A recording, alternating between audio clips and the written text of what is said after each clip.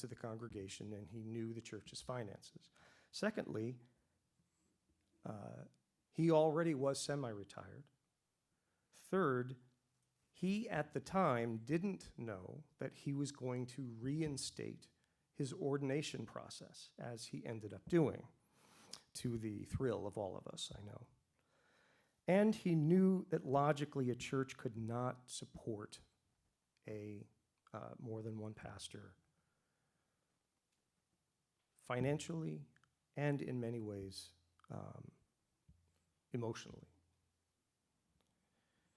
My own experience of coaching churches throughout the years suggests the truth of all of these things. Now, I take full responsibility for the fact that I should have vetted my own information sources or simply not answered that question the way that I did. And the fact that I didn't realize the extent to which this was not a generally understood fact in the church or a foregone conclusion of widespread understanding, despite the information that I was given early on. I probably shouldn't have mentioned it, but given the fact that I did, it's understandable that it would create some anxiety among those that didn't feel like they were clued in on this understanding or on these assumptions. Nevertheless, the facts that I just listed continue to support that the assumption remains credible. And we are here to both talk about them, to get your thoughts and input on them,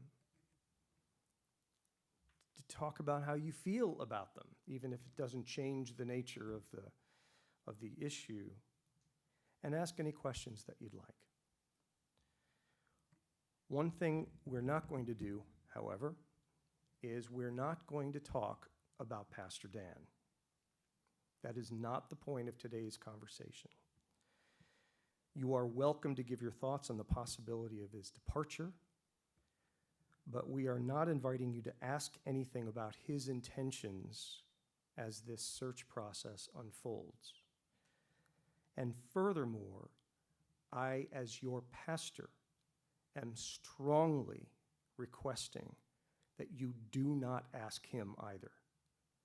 We need to leave him alone as he discerns the next steps in his own life, in his ministry life, in his retired life. We need to give him the space to hear God for himself on that. He doesn't need to be pummeled by all the people that want him to stay. And I know that's the majority, if not the totality of the people in this room. But we need to give him space to discern that for himself. So please don't go expressing your views on that to him directly. He's got enough on his plate. Okay, I am now going to defer this to Robin for her thoughts.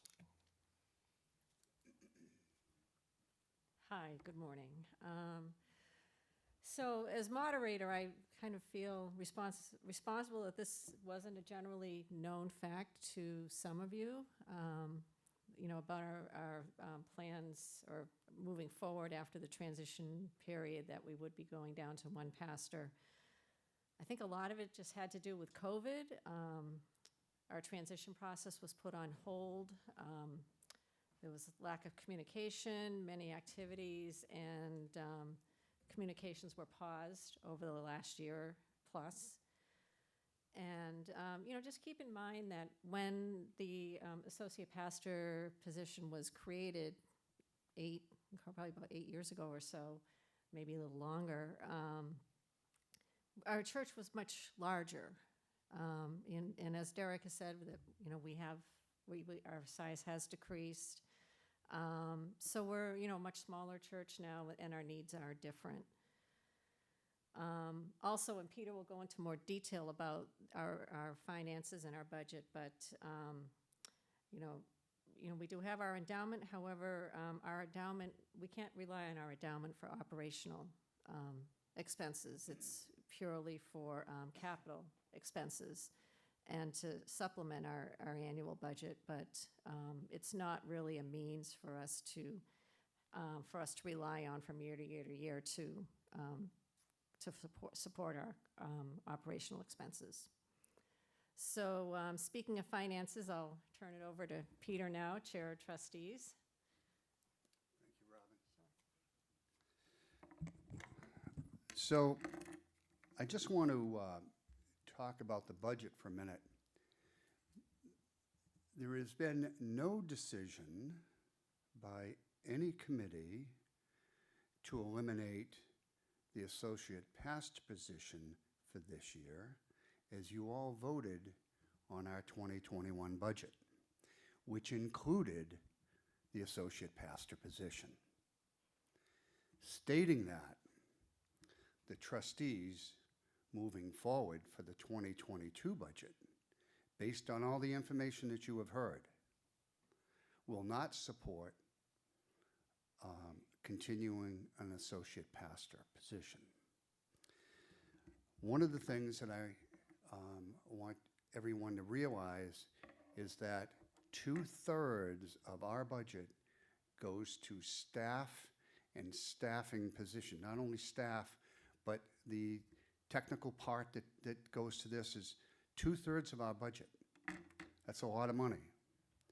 It's, when you think of $2 out of $3 goes to staff in some related way, that's a lot of money.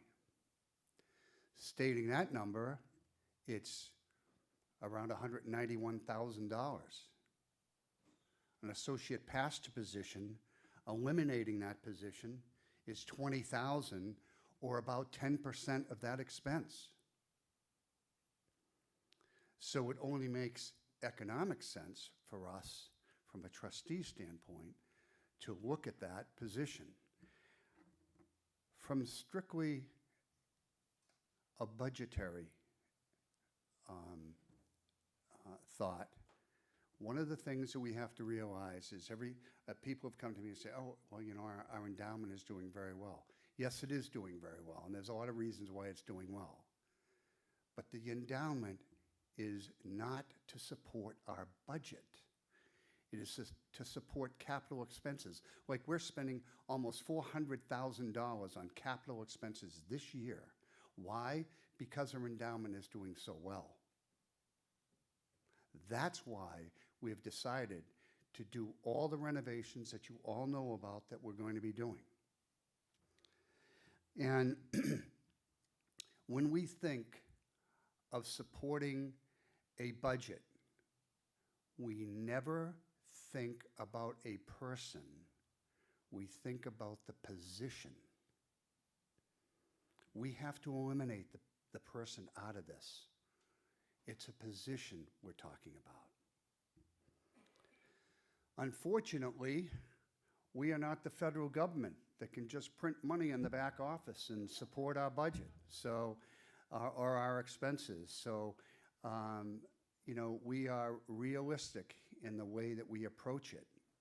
But we're going to withdraw $171,000 from our endowment this year. And remember that our salaries are $191,000. So the rest of that money that covers up that shortfall comes from the congregation. And again, as trustees, we had to look at the situation where we're not 300 anymore. And until we get to that position, and let's look back a little bit, look at not just the associate pastor position that we're going to recommend for 2022, but let's look at the positions that we have already eliminated. CE position is gone.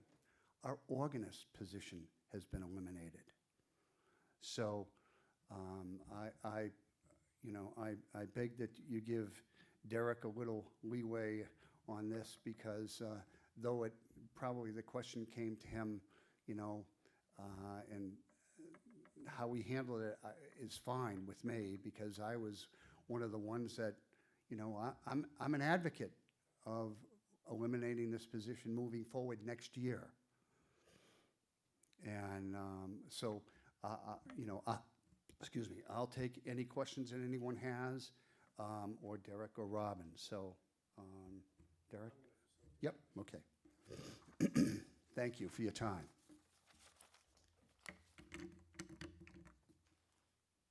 So now it's your turn. Just a couple rules of engagement. Please don't interrupt someone when they're talking. Please keep your questions to the topic at hand or your comments.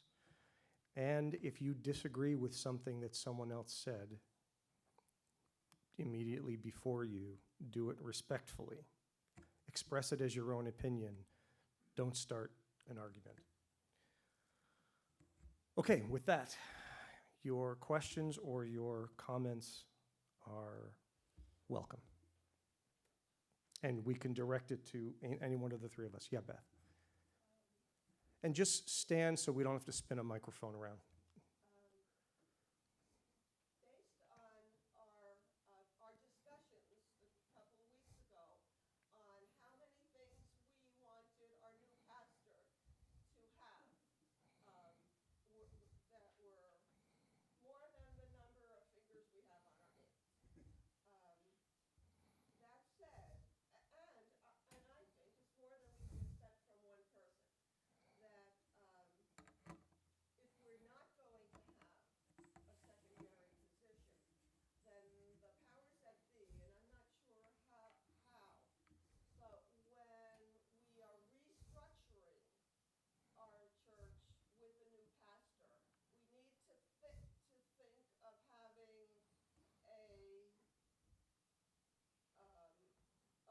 position within the church of somebody who can take some of those issues or to help out, whether it's a committee or a person. So and I'm just putting it out to the people who will be either on the search committee or I don't know, the trustees or whoever. But to keep that in mind, that we're going to, if we want this church to have something, we need to plan for it, whether it be a paid person or an internal person. That's what I have to say. One of what ended up when all the stuff was collated, and that information, if you saw the slide, will be in the next messenger newsletter. The collation of all the input that you gave last Sunday. One of the things that ended up on that top 10 list was the ability to develop lay leadership, which I think kind of speaks or restates what you're talking about. Yeah.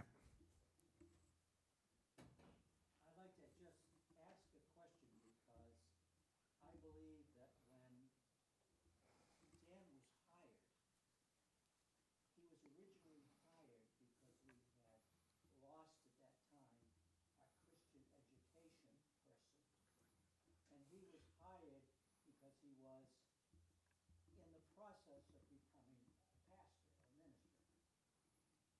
And during that period of time, it kind of evolved because of whatever was going on in the church at the time. It evolved to become an associate pastor. So I think we want to keep that in mind, that kind of evolved. And of course, when Keith retired, that created a little bit of a gap until we were able to find Derek. So the process changed. So I don't think we should be thinking that we've always had an associate pastor. It was just an evolution from someone who was originally, I thought, hired to be a Christian education person. I may have misstated that, but that's what my understanding was.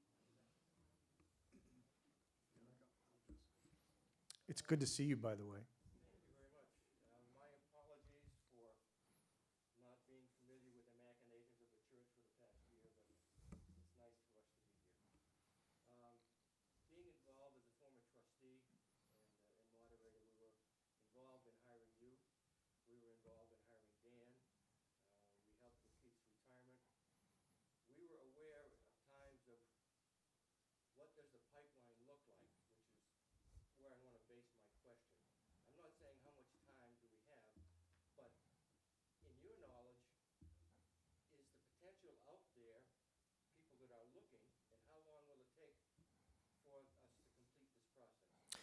That's a great question. Did everybody hear the question?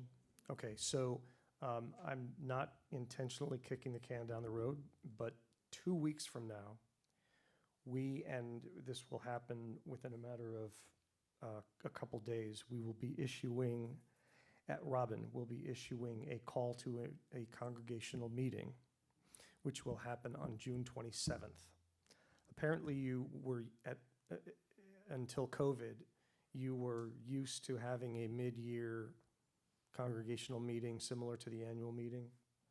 Okay, so we're going back to that. We're going to do it June 27th. And I am going to build my message into the meeting like I did the State of the Church address instead of giving a sermon. In that message, I'm going to lay out your entire search process from beginning to end. So that's coming. I don't want to give a whole lot of detail because it'll take a long time to do that. You will get that detail on the 27th, 2 weeks from today. The short answer is we are doing this series on pastoral leadership precisely for the purpose of building up to the point of creating your search committee, which will happen beginning on the 27th through a nomination process that we are going to invite you to engage. And then it'll roll into creating the search committee. They meet with the conference and with me. Then they start writing the church profile, which takes a couple months to do. Then the position is posted, and then they begin getting applicants, which will be close to the end of the year. It depends on whether their best wisdom is to work through Advent or to take that off and dig in the beginning of January. That'll be a decision up to them. But that's around the timeline that we're talking about when profiles will begin to come in. And then there's an interview process and a 3-tiered interview process and then a selection.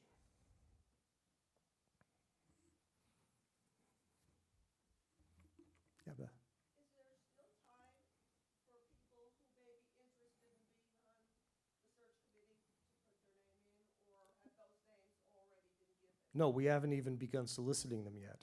2 weeks from today, you will have, instead of these sheets, you'll have a nomination form in front of you that you'll be able to take home with a very detailed list of qualifications you need to consider when you're nominating someone. But we decided, so I gave the church council 4 different approaches, possible approaches to creating a search committee. And the one that they chose, which is also, in my experience, the most successful and most balanced, is one in which it engaged the whole congregation, but not purely democratically, but rather through a nomination process that is then, those nominees are vetted by the church council. But the nominations are, you'll be given a qualifications list. And we would say, don't nominate someone if they don't meet these criteria, because they won't be considered if they don't. So you'll have plenty of time to do that. We'll be giving several weeks to nominate people once we get to that stage 2 weeks from today. Other questions, Lisa? Or a comment, either. Yes, please stand, because they got to hear you. So I want to say that I have to say that I really reacted emotionally to this loss. I've taken a lot of loss this year. This has been really hard for me to take. But somebody said something to me recently that if they were doing their jobs right, that we should all be spiritually independent and not dependent on one person. And that was hard for me to take. It's hard for me to hear. But I knew it was right. And I think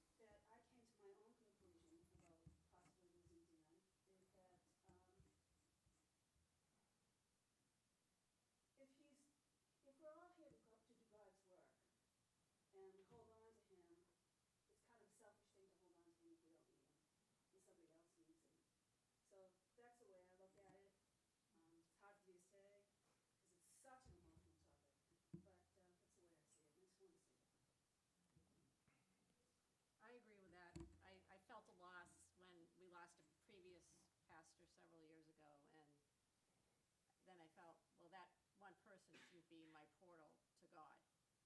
That, you know, I have a direct line, so it shouldn't always have to, you know, we need our pastors, but, you know, we can also do some of it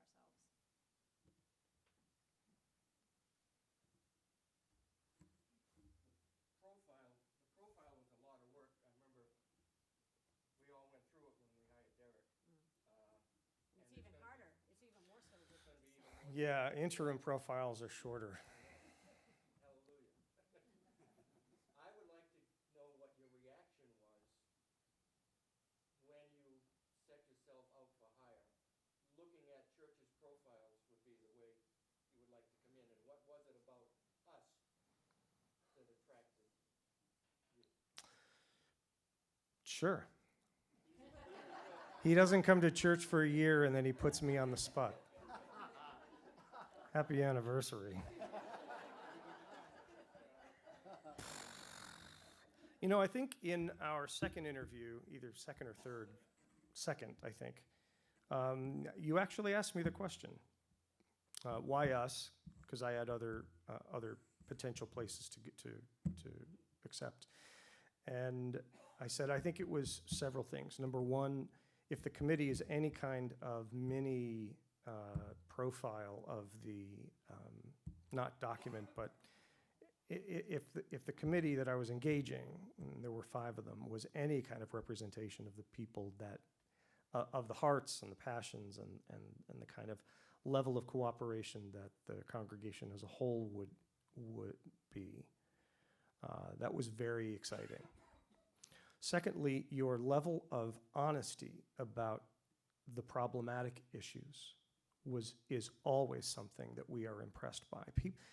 Church search committees oftentimes think that they, in putting their best foot forward, they have to cover up all the dirt. And that is so not true. The moment we find out that there's dirt that we weren't told about, we're out. Because we are projecting that a year from now we're going to be engaging a dishonest congregation, or at least a dishonest leadership.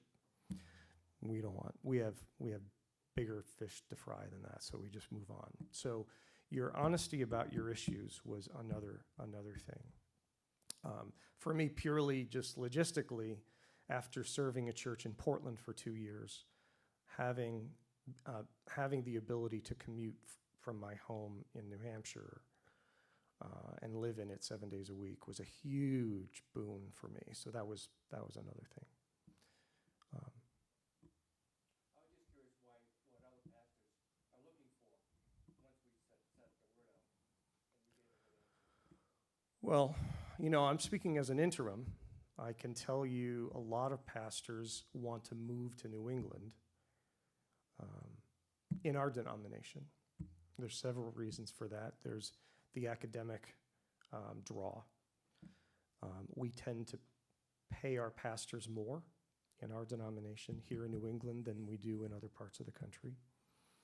There are a lot of resources for ministers in our conference and in New England conferences because of their sheer size that other conferences in other regions across the country do not have. Support services, communal and relational services, professional services, educational, et cetera. There's just a lot here that aren't in other parts of the country. So they're looking for a whole lot of things. And in my coaching of the search committee, before they actually start getting profiles, I'll be giving them a list of things that should not only encourage them, but should be red flags. Like when pastors say they want to move to New England because this is where they want to retire. That's a bad reason on a whole host of levels. You want to put a garland of garlic around your neck with people like that. Other thoughts, questions, reflections, anxieties? Where's your anxiety? Yeah, Nona. For someone who has been away for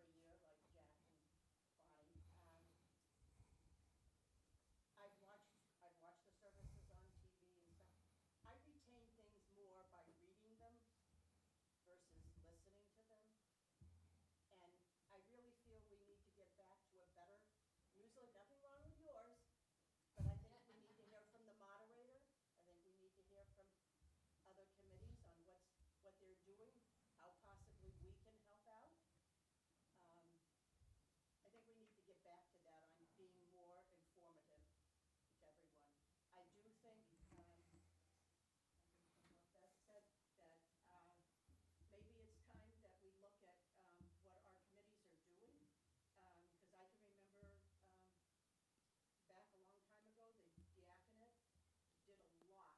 They did visitations, they did, and I understand COVID played a big part in how we did things this year. But I think we need to maybe get back to that, and that could help the pastor. Sure. Committees can help the pastor go forward. We've been off and on with associate ministers and not having one and stuff like that. So and it's sad to see that our church is dwindling. I'm fearful of where that's leading, because I think some of us can remember the days when a certain interim minister demeaned us and said that we would be closing, and I would hate to see that happen. I think we need to grow. If anything, the people we need to get back is a Christian ed director, to grow, to encourage more families to come and have their kids. We're such a friendly lot, aren't we? I knew your prior interim, actually. No, not the one you're probably thinking of. Oh, okay. This one was red hair. Oh, okay.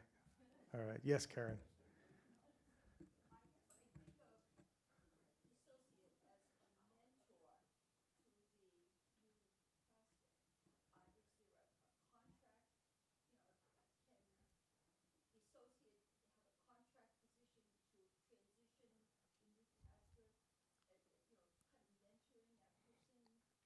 Otherwise, it's baptism by fire, All approaches to that process are on the table. I think, I'm speaking for the trustees. If, when I attend a trustees meeting and they're talking about the 2022 budget, depending on where the search committee is in their process, I would, even though I support them in eventually landing on only one pastor, I absolutely would be advocating for a transitional time, an overlap time. And there's a whole host of reasons for that, the least of which, although all deference to your point, the least of which would be mentoring the new pastor, and much more. Although I think creating that as a person with the history of the place is very valuable. I think the greater need would be the congregation's emotional status. Losing both of us at the same time, not that you're in love with me nearly as much as you are him, but just purely losing two pastors simultaneously is traumatic, and it's unnecessarily traumatic. So I would be strongly advocating for a transitional time. Surprise, surprise.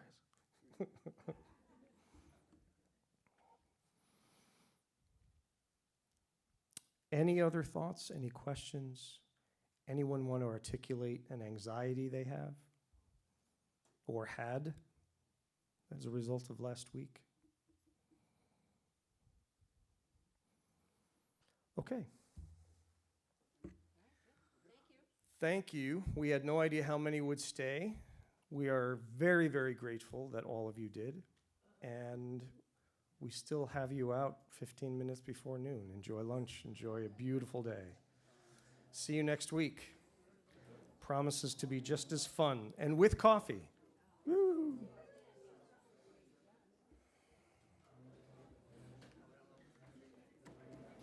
I had the experience in my career of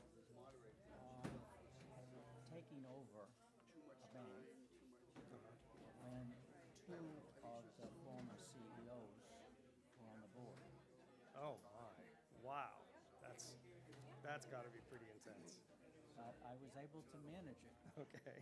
by being a collaborator, Oh, okay. Well, that's very interesting. you know, and part of the process that I use, particularly at the board meetings, is rather than come up with an idea and try to lay it out, I would lay out a thought that I would have.